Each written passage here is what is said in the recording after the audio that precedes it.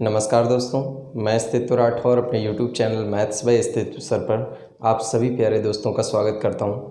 दोस्तों, जैसा कि आपको पता है कि इस समय मैं आप लोगों को RS अग्रवाल की किताब तैयार करवा रहा हूं और इस किताब की आज 82 नंबर क्लास होने वाली है, जिसमें आज हम परसेंटेज की एक्सरसाइज बी को शुरू करेंगे। तो अच्छी तरीके से आपको एक्सरसाइज बी को पढ़ना है, क्योंकि ये थोड़ा सा मेंस लेवल और अच्छे एग्ज़ाम के लेवल के अच्छे क्वेश्चन वाली एक्सरसाइज होती है। तो ठीक है दोस्तों, आप अच्छी तरीके से इस क्लास को एंजॉय कीजिए। हाँ तो दोस्तों देखिएगा, एक कस्बे की जनसंख्या पहले 12% की वृद्धि होती है तथा दूसरे वर्ष 10% की कमी। यदि वर्तमान जनसंख्या 50,400 है तो 2 साल पहले की जनसंख्या पूछी गई है। ठीक, पहले यहाँ पे कितना दिया गया है? 12% की वृद्धि दी गई ना, 12% की वृद्धि। ठीक, पहले 12% और यहाँ पे परसेंट है। ठीक, 12% की वृद्धि होती है तथा दूसरे वर्ष 10% की कमी होती है। वर्तमान जनसंख्या 50,400 है तो 2 वर्ष पहले की जनसंख्या। मेरी बात समझिए दोस्तों। मान लेते हैं 2 साल पहले जनसंख्या क्या थी, मुझे नहीं पता, लेकिन दोस्तों जब 12% बढ़ेगी तो जनसंख्या स्वयं में 112/100 हो जाएगी। समझ गए ना मेरी बात? फिर अगले साल 10% कम होगी तो भैया अगले साल 90/100 बचेगी। और यहाँ पे जनसंख्या जो दी गई है वो कितनी है? 50,400। ये प्रेजेंट की, हमें 2 साल पीछे जाना था तो ये 2 साल पीछे की जनसंख्या मैंने मान ली थी। अब जो कट सकता है वो काट लीजिएगा। 0 से 0 सिंप्लीफाई हो जाएगा। 9 से इसे काटिएगा। 9 से काटेंगे तो यहाँ पर कितना आएगा आपका? 9 पना 45 और 9 छक्का 54। ठीक है, इतना आ गया। और देखिएगा जैसे ही आप इसे काटेंगे तो 56 से काटेंगे तो ये 100 बार कटेगा और 56 से ये कटेगा 2 बार, और 2 से इसे दोस्तों काटो तो ये कितना बना? 50। ठीक, अब इसका गुणा कर लीजिएगा तो जैसे ये 50 के बाद 2 जीरो ये और 2 जीरो ये, तो इसका मतलब 2 साल पहले की जनसंख्या यहाँ पे आपकी कितनी है? 50,000। बताइए सर, समझ आया? बेहद आसान होता है, केवल इसको सही तरीके से रख कर आपको सिंप्लीफाई करना है। सेम पैटर्न पे अगला प्रश्न है। एक कस्बे की जनसंख्या 5% प्रति वर्ष घटती है। यदि वर्तमान जनसंख्या इतनी है तो 3 साल पहले की जनसंख्या, भाई 3 साल पहले की नहीं पता मुझे। ठीक, अब 5% घटने का क्रम होता है। आप अगर देखें तो यहाँ पर देखो 5% को साथियों बोलते हैं 1/20। क्या बोलते हैं? 1/20। तो 1/20 घटती है कह दें, या 20 पे 1 घटती है, तो 20 पे 1 घटेगी तो 19/20। क्या साल है? 19/20। 19/20 लिखा। और बराबर यहाँ पे जनसंख्या कितनी दी गई है? 68590। चलो सॉल्व करो। अगर आप सॉल्व करोगे 19 से पहले काट लो तो 19 से काटोगे तो 19 दूनी 38, 19 तिया 57। ठीक, 11 बचा। ठीक, अब यहाँ पर आपका कितना? 115 हो गया। और आप जानते हैं 19 छक्का 114 हो जाएगा और 19 एकम 19। और देखो 19 19 361 सीधे कट गया, मतलब यहाँ पे 10 बचा आपका। 10 क्यों बचा? ये 0 बचा हुआ। अब इसका गुणा कर लो, 2 दूनी 4 दूनी 8, तो यहाँ पर जनसंख्या अगर आप देखोगे तो 80,000 हो जाएगी। बताइए दोस्तों, समझ आया?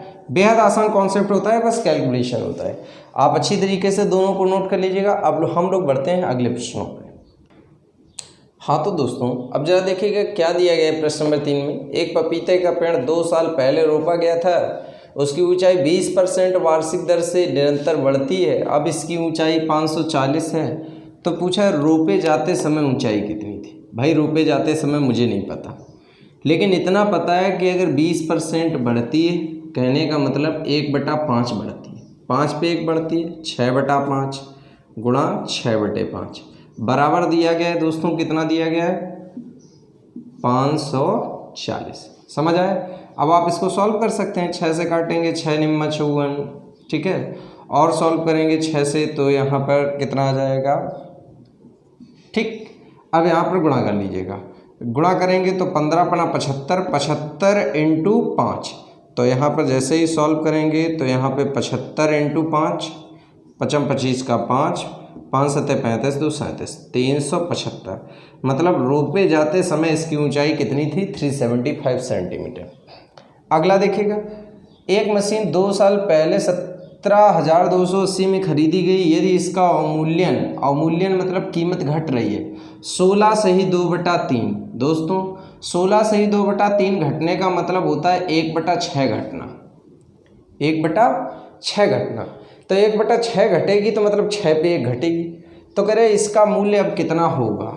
ठीक, तो कैसे 17,280 की चीज़ है, 1/6 घटी 5/6, फिर 1/6 घटी 5/6। चलो सॉल्व करो, 6 से काटो, 6 से 6 दूनी 12, 5 बचा 52 हो गया, 6 अट्ठे 48, 6 अट्ठे 48, फिर 6 से काटो, 6 चौका 24, कितना बचा 6 अट्ठे 48, गुणा कर लो, 48 पंचे 240, 24 पंचे 120, मतलब अब इसकी कीमत बची दोस्तों कितनी 12,000।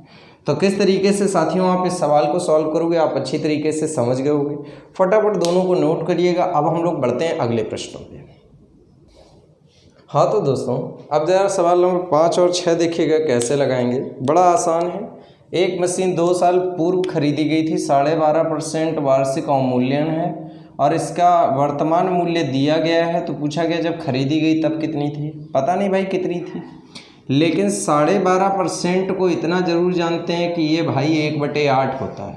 तो 1/8 का अवमूल्यन मतलब 7/8, 7/8 बराबर 26460।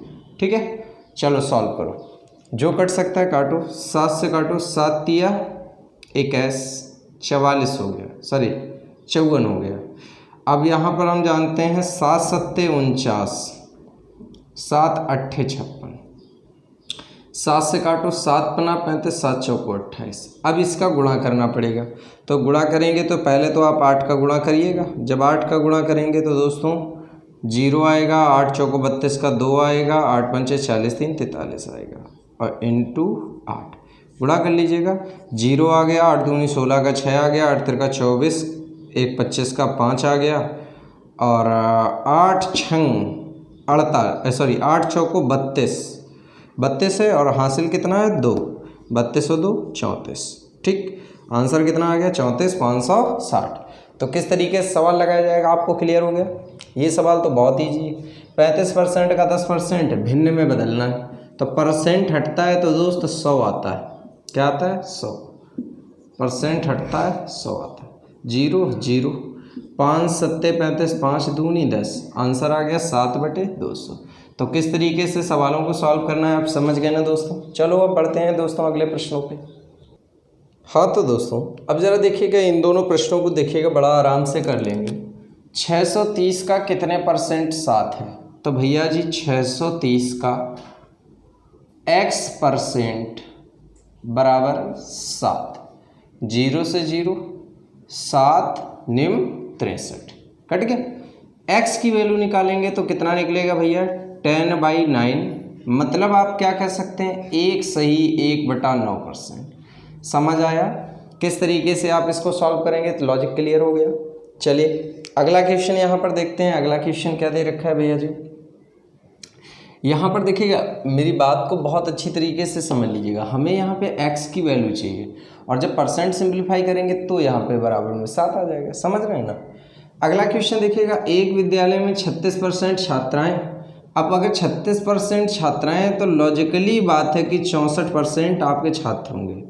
उनकी संख्या दी गई है कितना 864। 8 से खुलेआम कट रहा है, 8 अट्ठे 64, 8 एकम 8 0, 8 अट्ठे 64। ठीक, 8 अब 4 से कट रहा है, 4 दूनी 8, 4 से काटोगे तो 4 दूनी 8, 4 सत्ते 28। 1% की वैल्यू निकालेंगे तो यहाँ पर 2 एकम 2, 2 तिया 6, 2 पंचे 10। आपको 100% की वैल्यू चाहिए दोस्तों, तो 100% की वैल्यू कितनी आएगी 1350। तो पूरे विद्यालय में कितने स्टूडेंट हैं 1350। तो किस तरीके से साथियों आपको ये सवाल लगाने थे, आपको जितने भी क्वेश्चन मैंने आज पढ़ाए होंगे वो आपको अच्छी तरीके से क्लियर हो गए होंगे।